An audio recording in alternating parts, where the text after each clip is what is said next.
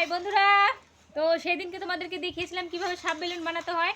তো সেইটাই আজকে সৃষ্টির পিসি এসেছে, আজকে সোনালি পিসি, তাই সোনালি পিসিকেও দেখাবে যে সাপ বেলুন কিভাবে বানাবে। তাই ওর পিসিকে দেখাবে, এটা শুধুমাত্র পিসিকে দেখানোর জন্য ভিডিওটা করব। কারণ তোমরা তো দেখেছো এর আগের ভিডিওতে কি করে সাপ বেলুন বানানো হয়।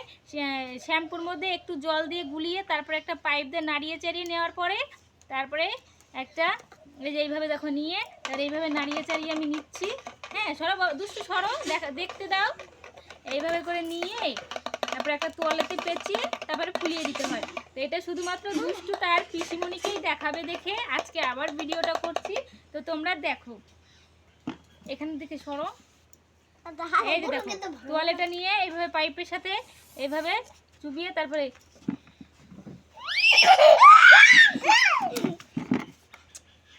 দেখ না ভালো করে।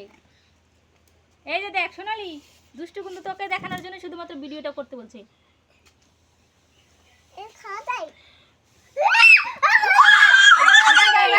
দেখছো বাচ্চারা কত খুশি হয়েছে, খুশি হয়েছে না?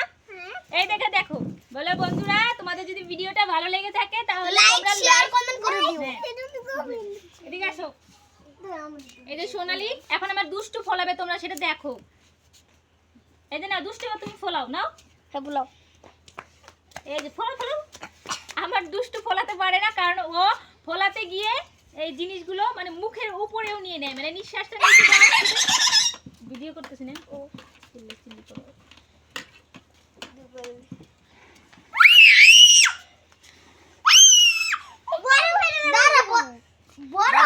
বড় করব তো, বড় হবে।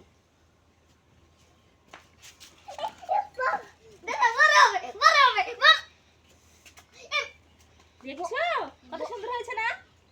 হ্যাঁ হ্যাঁ, তোমাদের ভিডিওটা কেমন লাগলো প্লিজ কমেন্ট করে জানিও। সোনালি ফলাবি একটা? দেখো সোনালিকে ফলাতে বলছি, সোনালি ভয়েই ফলাবে না। এখন রুদ্র ফলাবে, এই দেখো তোমরা। নে রুদ্র ফলা। এই দেখ রুদ্র কত বড় ফলাতে পেরেছে। ওয়াও, শুধু আবার দুষ্টুই পারে না।